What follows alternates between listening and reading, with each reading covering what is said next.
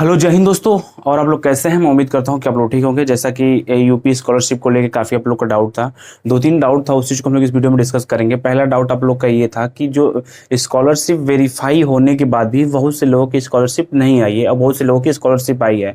और स्कॉलरशिप आने की जो डेट थी आपको 31 तारीख तक था, तो जैसा बोला जाता है 31 को शायद संडे है तो छुट्टी रहता है, तो हो सकता है कि आपको 1 तारीख तक आ जाएगा।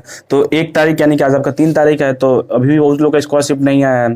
दूसरा डाउट था कि क्या स्कॉलरशिप आने का डेट एक्सटेंड हुआ है कि नहीं हुआ है, तो उस चीज को हम डिस्कस करेंगे। और एंड लास्ट डाउट था आप लोग का कि क्या ओबीसी एससी एसटी का जो फंड है वो खत्म हो गया है।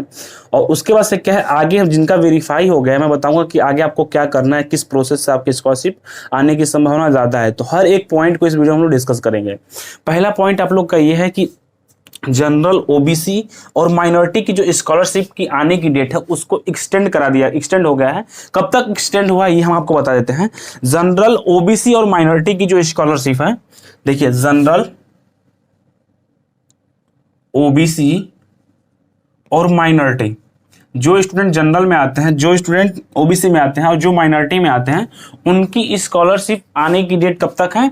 अब बढ़ा के कब कर दिया गया है? बढ़ा के आपको 10 अप्रैल कर दिया गया है। यानी कि जिस स्टूडेंट का वेरीफाई होगा, जिस स्टूडेंट का स्कॉलरशिप वेरीफाई होगा, अगर वो ओबीसी ओबीसी जनरल माइनॉरिटी में आता है तो उसका 10 तक स्कॉलरशिप आने की संभावना है, यानी कि 10 तक आपकी स्कॉलरशिप आ सकती है। दूसरा पॉइंट आपका ये फंड जो है, अभी जो फंड जो है आपका खत्म नहीं हुआ, अभी फंड आपका मोर देन सफिशिएंट है, फंड खत्म नहीं हुआ है। और एक एससी एसटी का क्या है, एससी और एससी एसटी का जो डेट कब तक एक्सटेंड किया गया है, एससी एसटी की जो स्कॉलरशिप है आपका पूरा अप्रैल आएगा, यानी कि पूरे अप्रैल मंथ में आपकी एससी एसटी की स्कॉलरशिप आएगी। और एक पॉइंट एससी एसटी के लिए अलग से ऐड कर दिया गया है कि अगर एससी एसटी वाले स्टूडेंट का, जैसे मान लीजिए कि वेरिफिकेशन में कोई प्रॉब्लम हो रहा है, चाहे कोई चीज मिसमैच बता रहा है, तो आपके लिए पोर्टल खोला जाएगा। ये एससी एसटी के लिए अलग से स्पेशल पोर्टल खोला जाएगा। कब पोर्टल आपका खुलेगा? पोर्टल आपका खुलेगा 26 अप्रैल से 3 मई के बीच में आपका पोर्टल खुलेगा। 26 अप्रैल से 3 मई के बीच में, 3 मई के बीच में जो है आपका पोर्टल को रीओपन किया जाएगा और आप वहां पे रिकरेक्शन करके उस चीज को सही कर सकते हैं। किनके लिए? जो एससी एसटी से बिलोंग करते हैं और उनका क्या है, वेरिफिकेशन में किसी प्रकार की प्रॉब्लम आ रही है, या जब आप स्टेटस चेक कर रहे हैं तो आपका कुछ चीज मिसमैच अभी बता रहा है, तो उस चीज को आप जब पोर्टल ऑन होगा तो आप वहां से इस चीज को करेक्शन कर सकते हैं। ये दूसरा पॉइंट है। तीसरा पॉइंट आप लोग का ये है कि फंड जैसा कि हमने बताया कि फंड आप लोग का मोर देन सफिशिएंट है, अभी फंड है, फंड किसी प्रकार की कोई दिक्कत नहीं है। यानी कि आप लोग की जनरल ओबीसी और माइनॉरिटी की स्कॉलरशिप 10 अप्रैल तक आ सकती है, अगर आपका स्टेटस सही है तो। अगर स्टेटस सही नहीं है तो फिर उसके बाद से क्या है कि, तो फिर जब सही है तो आने की संभावना बहुत कम होती है। और स्कॉलरशिप आने की क्राइटेरिया भी होता है, ये नहीं होता है जैसे मोर देन, तो यही होता है, हमको ज्यादा था कि 90% तो ये होता है। परसेंटेज का भी काफी रूल करता है, कभी कभी किसी में परसेंटेज का रूल नहीं करता है। अगर आपका 70-80% ज्यादा रहता है, पिछले प्रीवियस ईयर जो भी किए हैं उसमें अगर 60-70 से ज्यादा रहता है तो हो सकता है स्कॉलरशिप जल्दी आने की संभावना रहती है। बाकी अगर आपका वेरीफाई है तो अभी 10 तक आप वेट कर लीजिए, 10 तक आपकी स्कॉलरशिप आ जाएगी। और उसके बाद से क्या, अगर किसी स्टूडेंट का वेरीफाई हो चुका है, ठीक है ना, सब कुछ हो चुका है, उसके बाद भी स्कॉलरशिप नहीं है, तो आपको क्या करना है, एक कंप्लेन करना है। कंप्लेन कहां करना है हम बता रहे हैं। कंप्लेन किस तरीके से करना है, कहां करना है, देखिए कंप्लेन जो आपको करना है,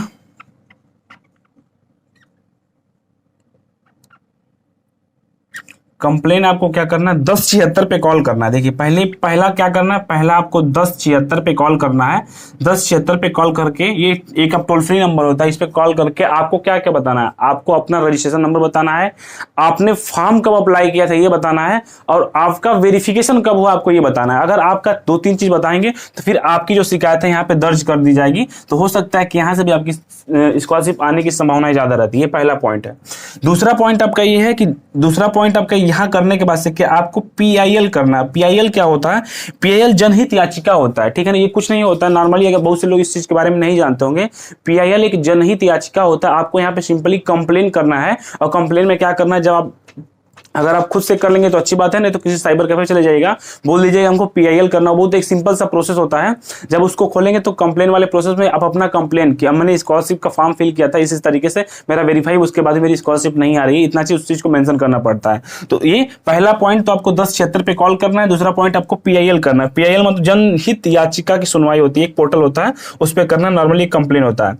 उसके बाद से इतना करने के बाद से आपको क्या करना है, एक आपको टोल फ्री मैं नंबर बता रहा हूं, टोल फ्री नंबर बता रहा हूं, ये समाज कल्याण का टोल फ्री नंबर है, आप वहां से डायरेक्ट बात कर सकते हैं। और इस पे क्या है, कॉल कितने टाइम करना है, आपको 6 बजे से पहले करना है, यानी कि 10 से 6 बजे के बीच में आपको कॉल कर लेना है। हर एक कैटेगरी का अलग अलग टोल फ्री नंबर है। अगर जो स्टूडेंट ओबीसी से बिलोंग करते हैं, जनरल एससी और एसटी से जो बिलोंग करते हैं, उनके लिए टोल फ्री नंबर क्या है, यह है 0522 और 3530। एक सेकेंड रुक जाइए,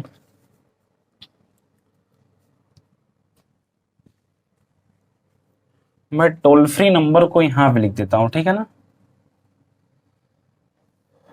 चलिए मैं इसको यहां पे लिख देता हूं, इसको मिटा ही दो ना। देखिए, जनरल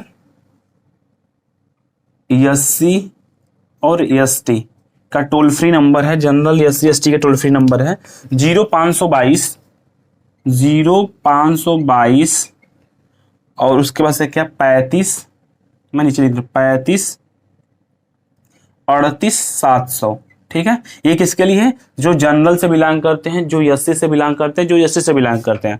आप इस पे कॉल करेंगे, आपका कॉल 100% लगेगा। कॉल करने के बाद से क्या करना है कि आपको बताना है कि आपने फॉर्म कब फिल किया था, आपका वेरीफाई कब हुआ है, और स्कॉलरशिप वेरीफाई होने के बाद जबकि स्कॉलरशिप नहीं आई है। इतना चीज 2-3 पॉइंट को आपको यहाँ पे कहना है। तीसरा पॉइंट, अगर जो स्टूडेंट ओबीसी से बिलोंग करता है, कहां से बिलोंग करता है, ओबीसी से बिलोंग करता है, तो ओबीसी वालों के लिए टोल फ्री नंबर अलग है।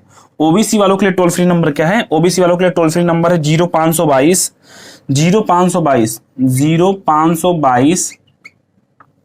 और 88861 ये किसके लिए है, ओबीसी के लिए है। अगर जो लोग माइनॉरिटी में आते हैं तो उनके लिए भी एक टोल फ्री नंबर अलग है। सबका अलग अलग टोल फ्री नंबर है। अब सब लोग अपने अकॉर्डिंग क्या है कॉल कर लेंगे, ठीक है ना, सब लोग अपने अकॉर्डिंग कॉल कर लेंगे। ये माइनॉरिटी स्टूडेंट के लिए है। माइनॉरिटी स्टूडेंट के लिए क्या है आपका, माइनॉरिटी स्टूडेंट के लिए 0522 2286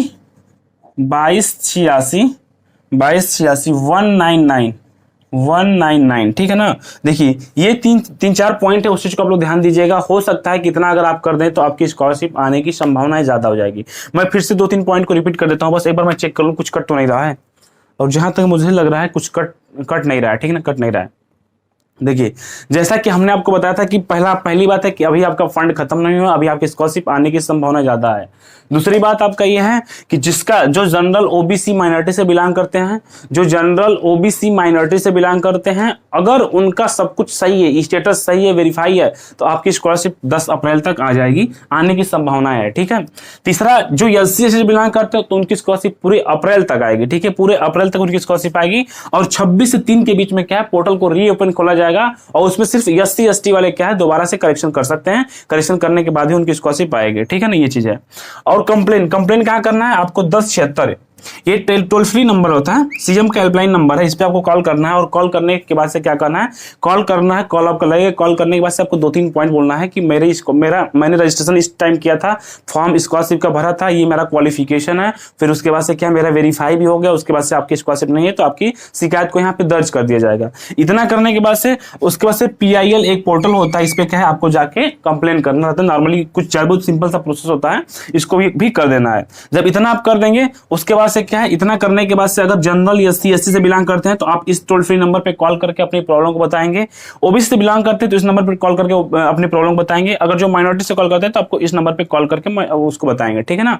बाकी अगर किसी स्टूडेंट को किसी प्रकार की कोई प्रॉब्लम होती है, कोई डाउट होता है, स्कॉलरशिप से लेकर आप लोग बहुत परेशान थे, जिनकी स्कॉलरशिप आ गई है उनके लिए बहुत अच्छी बात है, जिनका नहीं आया है उनको थोड़ा सा क्या इस प्रोसेस को करना है। बाकी कोई दिक्कत नहीं, अगर आना होगा तो अगर आपका वेरीफाई है तो आने की संभावना 100% ज्यादा है। बाकी डिपेंड आपका ये भी करता है कि आपका प्रीवियस ईयर, यानी कि प्रीवियस ईयर जो आपने किया था प्रीवियस ईयर जो भी डिग्री आपके पास थी उसमें कितना परसेंटेज है, परसेंटेज भी डिपेंड करता है आपकी स्कॉलरशिप का। ठीक है, बाकी अगर किसी स्कॉलरशिप से रिलेटेड किसी प्रकार किसी को प्रॉब्लम होती है, इस प्रोसेस में करने में किसी को प्रॉब्लम होती है, तो मेरे यूट्यूब के डिस्क्रिप्शन में टेलीग्राम चैनल है, व्हाट्सएप नंबर है, आप हमसे वहां से कॉन्टेक्ट कर सकते हैं। मिलते हैं किसी नेक्स्ट अपडेट में। धन्यवाद। जय हिंद।